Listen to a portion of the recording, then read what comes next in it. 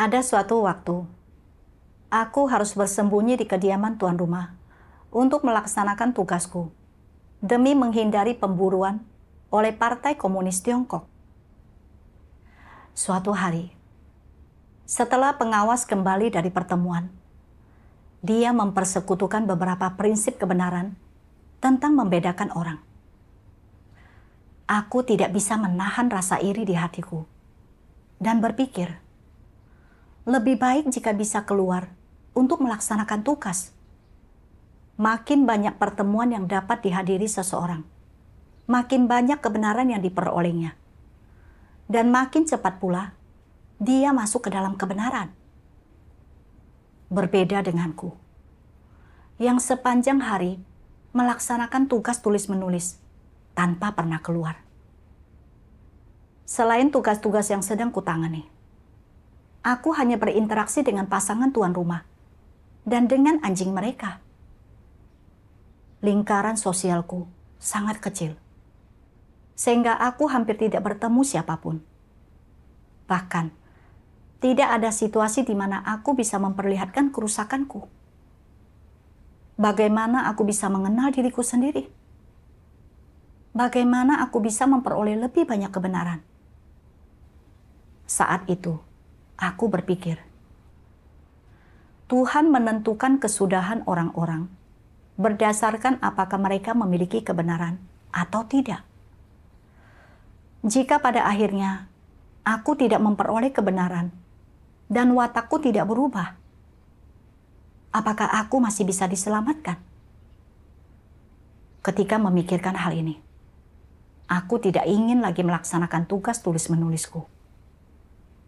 Aku ingin meminta pengawas untuk memberiku tugas yang melibatkan lebih banyak interaksi dengan orang-orang dan lebih banyak pertemuan. Setelahnya, aku merasa bahwa ini bukan pemikiran yang masuk akal. Tugas yang diberikan kepada orang-orang didasarkan pada penilaian menyeluruh terhadap kualitas dan kelebihan mereka.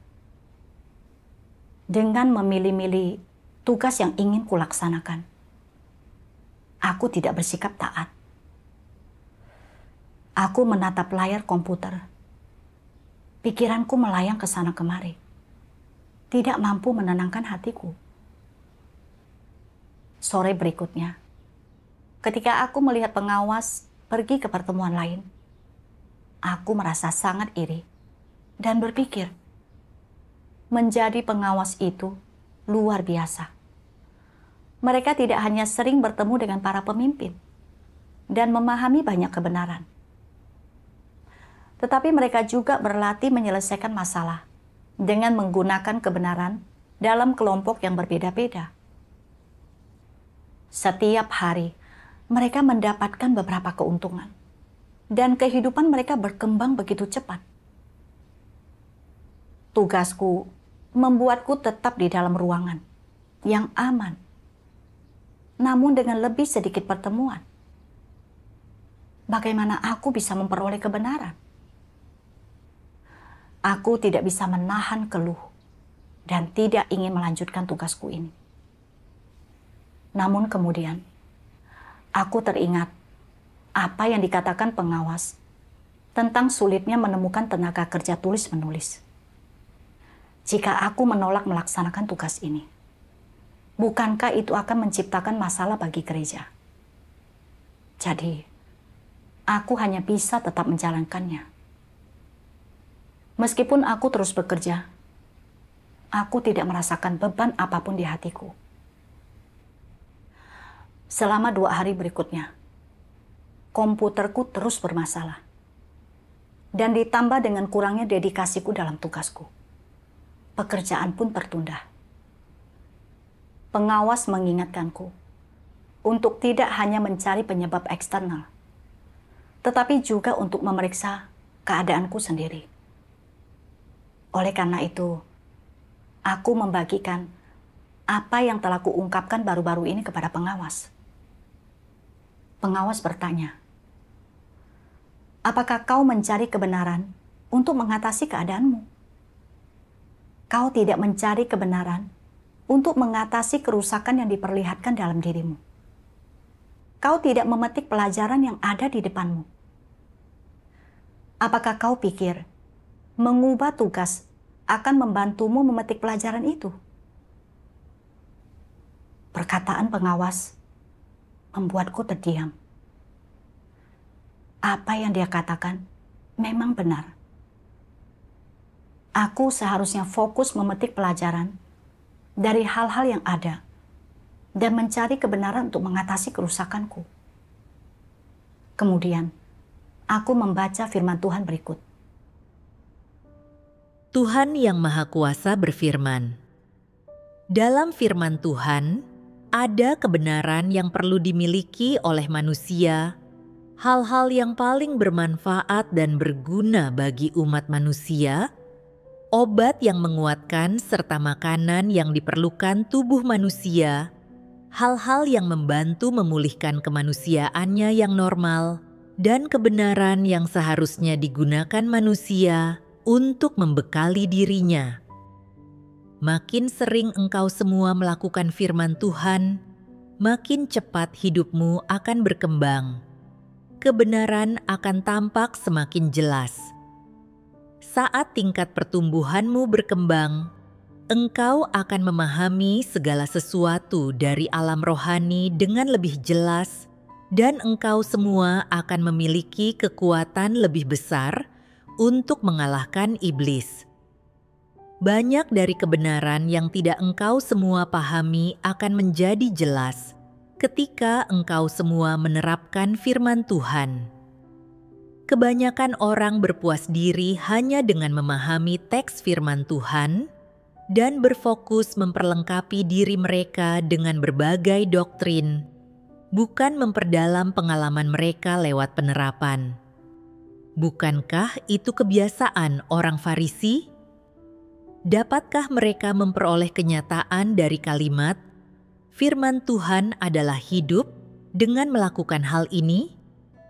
Hanya ketika manusia menerapkan firman Tuhan, hidupnya dapat benar-benar berkembang. Kehidupan tidak bisa bertumbuh semata-mata dengan membaca firman-Nya. Jika engkau yakin bahwa memahami firman Tuhan adalah satu-satunya yang diperlukan untuk memiliki kehidupan dan tingkat pertumbuhan, maka pemahamanmu itu keliru. Memahami firman Tuhan dengan sungguh-sungguh terjadi apabila engkau melakukan kebenaran, dan engkau harus mengerti bahwa hanya dengan melakukan kebenaran, maka kebenaran itu dapat dipahami. Sekarang ini, setelah membaca firman Tuhan, engkau hanya dapat mengatakan bahwa engkau tahu firman Tuhan, tetapi tidak bisa mengatakan bahwa engkau memahaminya. Beberapa orang berkata bahwa seseorang harus terlebih dahulu memahami kebenaran sebelum dapat menerapkannya, tetapi ini hanya separuh benar dan tidak sepenuhnya akurat. Sebelum memiliki pengetahuan tentang suatu kebenaran, engkau belum mengalami kebenaran itu. Merasa bahwa engkau memahami sesuatu yang engkau dengar dalam sebuah khotbah bukan merupakan pemahaman yang sesungguhnya, melainkan sekadar memiliki kata-kata kebenaran yang harfiah dan tidak sama dengan memahami makna sebenarnya yang terkandung di dalamnya. Hanya karena memiliki pengetahuan yang dangkal tentang kebenaran, tidak berarti engkau sangat memahami atau memiliki pengetahuan tentang kebenaran itu. Makna kebenaran yang sejati berasal dari pengalaman.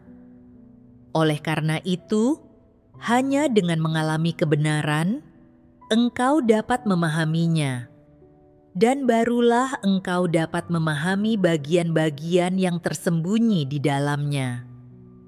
Mengalaminya secara mendalam adalah satu-satunya cara untuk menangkap makna kebenaran yang tersembunyi dan untuk memahami inti sari kebenaran itu. Firman Tuhan membuatku mengerti bahwa untuk benar-benar memahami kebenaran, orang perlu menerapkan dan memasukkannya ke dalam kehidupan nyata. Dan hanya mereka yang berfokus pada penerapan yang dapat memahami esensi kebenaran. Jika seseorang hanya membaca firman Tuhan atau mendengarkan persekutuan orang lain tanpa berfokus pada penerapan atau masuk ke dalamnya, orang hanya akan memahami doktrin dan tidak benar-benar memahami kebenaran. Aku teringat dua pemimpin yang pernah ku kenal sebelumnya. Mereka bekerja dari pagi hingga malam, mengadakan pertemuan dan bersekutu dimanapun dengan saudara-saudari.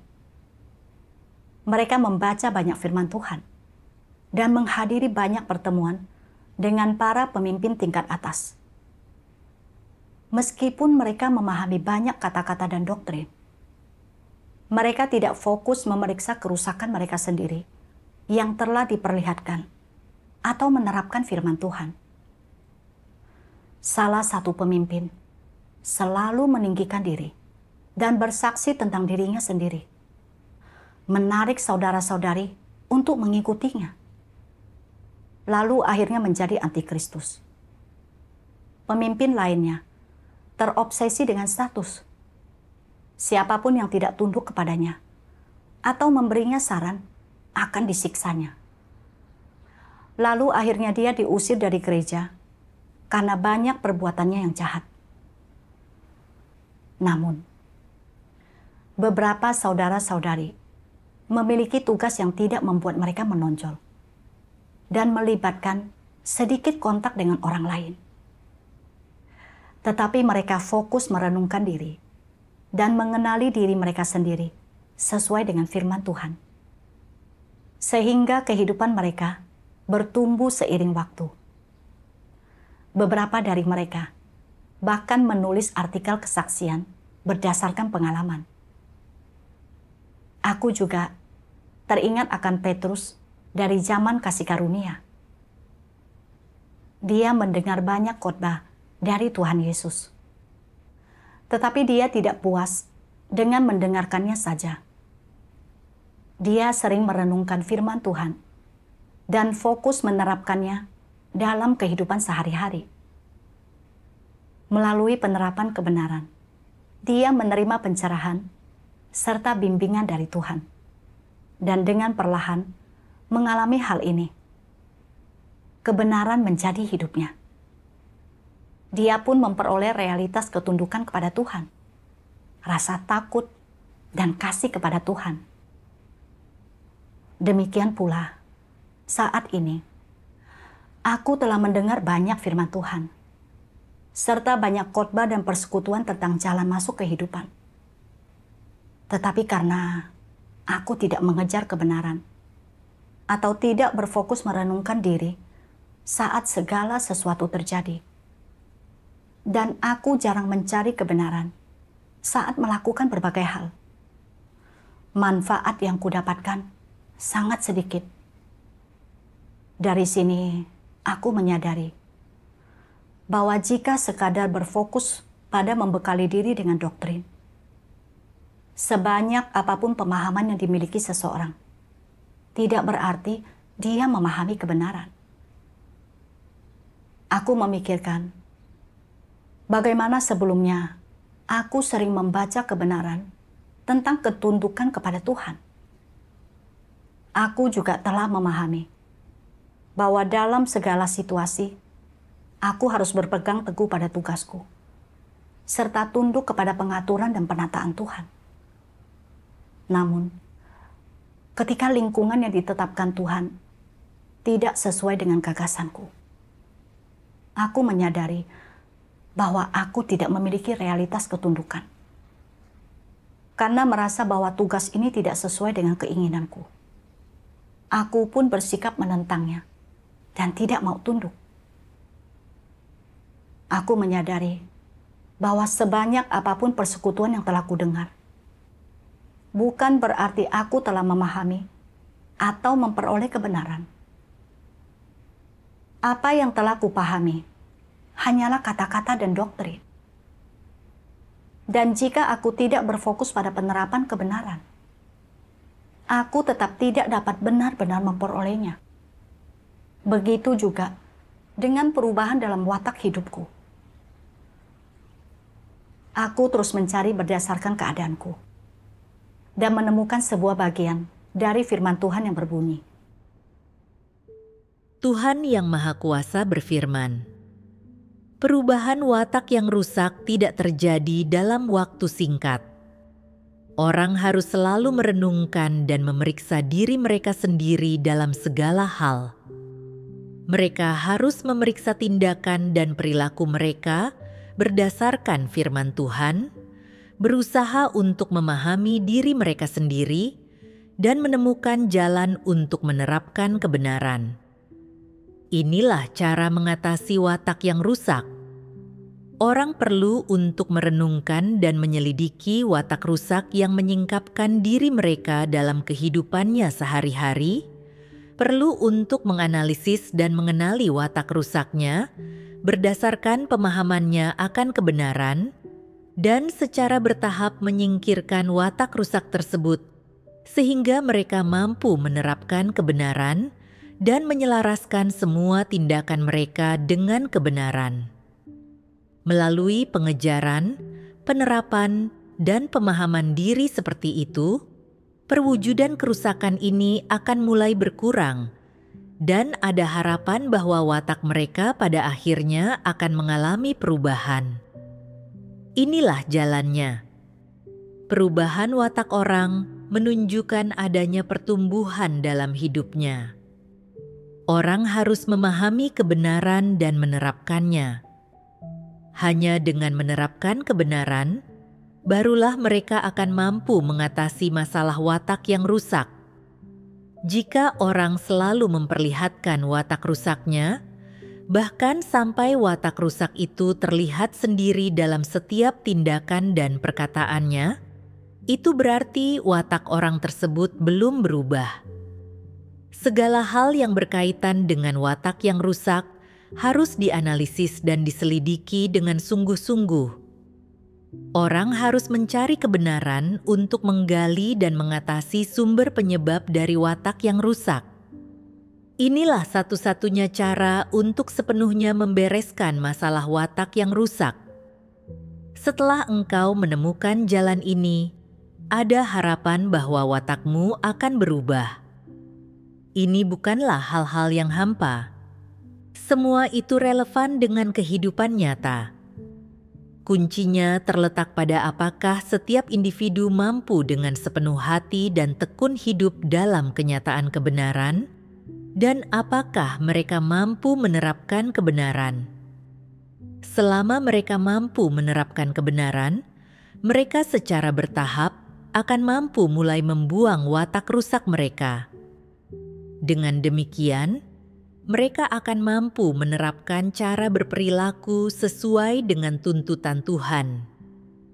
Dengan kata lain, mereka mampu menerapkan cara berperilaku sesuai dengan posisi mereka.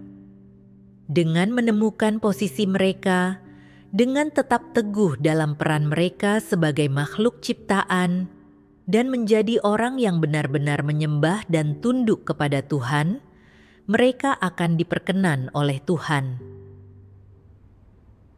Firman Tuhan telah menerangkan dengan sangat jelas bahwa watak rusak manusia diperlihatkan setiap hari dalam setiap hal dan setiap kata yang diucapkan. Mungkin ada watak rusak serta pemikiran dan sudut pandang yang keliru yang tercampur di dalamnya. Orang perlu mencari kebenaran untuk mengenali dan menyelesaikan masalah ini. Pada akhirnya, apakah orang dapat memperoleh kebenaran dan mencapai suatu perubahan watak, bergantung pada apakah mereka mengejar dan menerapkan kebenaran. Bukan berarti bahwa makin banyak orang yang kau ajak berinteraksi, makin banyak kerusakan yang kau perlihatkan. Atau jika kau jarang keluar dan berinteraksi dengan orang lain, maka kerusakanmu akan lebih sedikit. Ini adalah gagasan dan imajinasiku sendiri. Pada kenyataannya, bahkan jika seseorang memiliki tugas yang melibatkan sedikit interaksi dengan orang lain, asalkan dia memikul beban untuk jalan masuk kehidupannya sendiri, memperhatikan sudut pandang dan pemikirannya yang diperlihatkan dalam setiap hal, memeriksanya dengan saksama, dan mencari kebenaran dengan tepat waktu untuk mengatasi kerusakan yang ditemukan, dia tetap dapat memperoleh kebenaran dan mengalami perubahan. Saat merenungkan diriku sendiri, meskipun tugasku saat ini melibatkan sedikit interaksi dengan orang-orang, aku tetap memperlihatkan banyak kerusakan dalam pekerjaanku. Terkadang, ketika pekerjaan sedang padat dan mengharuskan bergadang, aku khawatir terlalu membebani mataku karena ada sedikit masalah penglihatan. Aku takut jika mataku rusak, aku tidak akan bisa terus melaksanakan tugasku dan diselamatkan. Jadi, aku mulai malas dan menunda pekerjaan. Di lain waktu, aku bersikap asal-asalan dalam melaksanakan tugasku. Tidak memeriksa detail pekerjaanku, yang mengakibatkan pekerjaan harus diulang dan kemajuan kerja tertunda. Aku melihat bahwa natur bejat dalam diriku itu serius.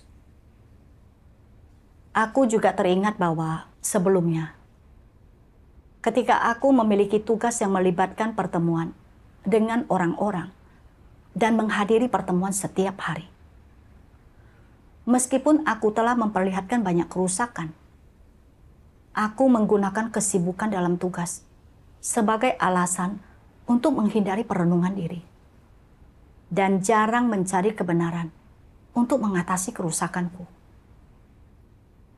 Aku telah melewati banyak pengalaman dan memperlihatkan banyak kerusakan, tetapi aku tidak memperoleh banyak kebenaran. Sekarang, saat melaksanakan tugas tulis-menulis ini, aku hanya sibuk menyelesaikan pekerjaan setiap hari dan jarang datang ke hadapan Tuhan untuk merenungkan kerusakanku. Selain melaksanakan tugasku, pikiranku seringkali dalam keadaan kosong. Atau aku akan memikirkan kenikmatan daging, kasih sayang keluarga, ketenaran dan status. Semua hal yang tidak ada hubungannya dengan kebenaran. Tidak ada kemajuan dalam jalan masuk kehidupanku. Aku menyadari bahwa memperoleh kebenaran tidak bergantung pada tugas yang dilakukan seseorang. Kuncinya adalah apakah mereka fokus merenungkan diri dan dengan sungguh-sungguh berupaya mengatasi kerusakan yang diperlihatkan dalam diri mereka. Jika mereka tidak mencari kebenaran dan tidak merenungkan diri mereka, meskipun mereka menjadi seorang pengawas, mereka tetap tidak akan memperoleh kebenaran dan tidak dapat diselamatkan. Saat menghadapi kenyataan ini, aku menyadari betapa absurd dan salahnya pandanganku selama ini. Karena tidak memahami kebenaran, aku telah memandang segala sesuatu dari perspektif yang keliru. Senantiasa ingin meninggalkan tugas ini dan tidak mau tunduk pada kedaulatan serta pengaturan Tuhan. Aku juga telah melaksanakan tugasku dengan setengah hati. Dan jika aku terus seperti ini, pekerjaan hanya akan tertunda dan Tuhan akan membenci serta menolakku. Aku menyadari betapa pentingnya memiliki pemikiran dan pandangan yang benar dalam mengejar kebenaran. Setelah memahami hal ini, aku tidak lagi memilih-milih tugas, tetapi bersedia memanfaatkan kesempatan saat ini untuk melaksanakan tugasku. Memperhatikan dengan baik pemikiran dan pandanganku ketika berbagai hal terjadi, dan mencari kebenaran untuk menyelesaikannya tepat waktu. Dalam perenunganku, aku menyadari bahwa ketidakmampuanku untuk tunduk dalam melaksanakan tugasku saat ini bukan hanya karena pandanganku yang keliru, tetapi juga karena keinginanku untuk mendapatkan berkat. Aku berpikir bahwa dengan melaksanakan tugas ini, aku akan memperoleh lebih sedikit kebenaran. Yang berarti harapanku untuk mendapatkan berkat menjadi kecil. Jadi aku tidak ingin melaksanakan tugas ini. Aku menyadari bahwa niatku dalam percaya kepada Tuhan dan melaksanakan tugasku sudah salah. Aku membaca firman Tuhan ini. Tuhan Yang Maha Kuasa berfirman, orang percaya kepada Tuhan untuk mendapatkan berkat, memperoleh upah, dan menerima mahkota. Bukankah semua ini ada di hati semua orang? Kenyataannya memang demikian. Meskipun orang tidak sering membicarakannya, dan bahkan menyembunyikan motif dan keinginan mereka untuk mendapatkan berkat, keinginan dan motif yang ada di lubuk hati orang ini selalu tak tergoyahkan. Sebanyak apapun teori rohani yang orang pahami, pemahaman berdasarkan pengalaman apapun yang mereka miliki, tugas apapun yang dapat mereka laksanakan, sebanyak apapun penderitaan yang mereka tanggung, atau sebesar apapun harga yang mereka bayar, mereka tidak pernah melepaskan motivasi untuk mendapatkan berkat yang tersembunyi di lubuk hati mereka dan selalu secara diam-diam bekerja keras demi motivasi mendapatkan berkat itu. Bukankah ini hal yang tersembunyi paling dalam di lubuk hati manusia? Tanpa motivasi untuk menerima berkat ini, bagaimana perasaanmu? Dengan sikap apa engkau akan melaksanakan tugasmu dan mengikuti Tuhan? Apa yang akan terjadi pada orang jika motivasi untuk menerima berkat yang tersembunyi di dalam hati mereka ini disingkirkan? Mungkin banyak orang akan menjadi negatif, sementara beberapa orang akan kehilangan motivasi dalam tugas mereka. Mereka akan kehilangan minat dalam kepercayaan mereka kepada Tuhan, seolah-olah jiwa mereka telah lenyap. Mereka akan terlihat seolah-olah hati mereka telah direnggut. Inilah sebabnya, kukatakan bahwa motivasi untuk mendapatkan berkat adalah sesuatu yang sangat tersembunyi dalam hati manusia. Firman Tuhan menyingkapkan keadaanku. Dalam kepercayaanku kepada Tuhan, meninggalkan segala sesuatu, mengorbankan diri dan bekerja keras. Tujuanku semata-mata adalah untuk menerima berkat. Jika aku tidak bisa menerima berkat, aku kehilangan motivasi untuk melaksanakan tugasku. Dan aku kehilangan semangat terhadap segalanya. Sejak mulai percaya kepada Tuhan, aku selalu bersemangat melaksanakan tugasku, melepaskan pekerjaan dan pernikahanku, dan bersedia menderita serta membayar harga dalam tugasku. Ketika aku diberikan tugas tulis-menulis ini, aku berpikir bahwa tugas ini melibatkan sedikit pertemuan di luar, dan lebih sedikit kesempatan untuk memperoleh kebenaran yang dapat menghambat keselamatanku. Oleh karena itu, aku ingin pengawas memberiku tugas yang berbeda. Dan aku mengeluh bahwa tugas yang diberikan kepadaku tidak sesuai. Aku mulai bersikap asal-asalan dalam melaksanakan tugasku, bermalas-malasan, dan menunda pekerjaan. Aku menyadari bahwa pengorbanan dan upayaku dalam melaksanakan tugasku didorong oleh keinginanku akan berkat. Dalam imanku, aku hanya mempertimbangkan kepentinganku sendiri, menganggap tugasku sebagai sarana untuk mendapatkan berkat. Jika suatu tugas tampak menguntungkan bagiku untuk memperoleh berkat, aku dengan bersemangat melaksanakannya. Jika tidak, aku menjadi negatif dan bersikap menentangnya. Aku tidak mengejar untuk tunduk dan memuaskan Tuhan, juga tidak melaksanakan tugasku sebagai makhluk ciptaan dengan ketulusan terhadap Tuhan. Pengejaran dengan cara seperti ini hanya akan membuat Tuhan membenciku, dan pada akhirnya aku akan disingkirkan olehnya. Aku harus menaati pengaturan gereja,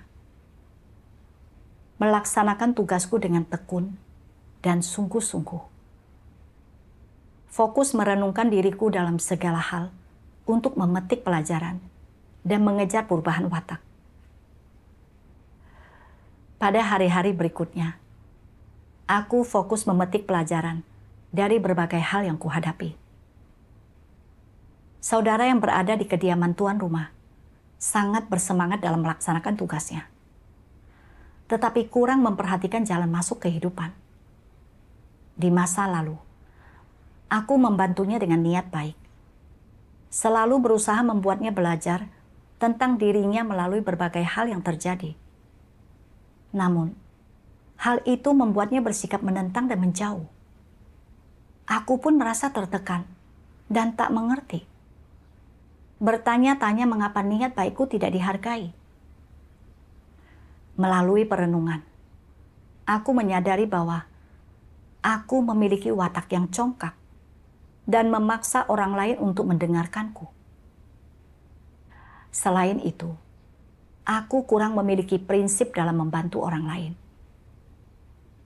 Kemudian, aku membaca prinsip membantu orang lain dengan kasih dan memahami bahwa ketika membantu orang lain, setidaknya jangan membuat mereka tersandung, melainkan harus bermanfaat bagi mereka.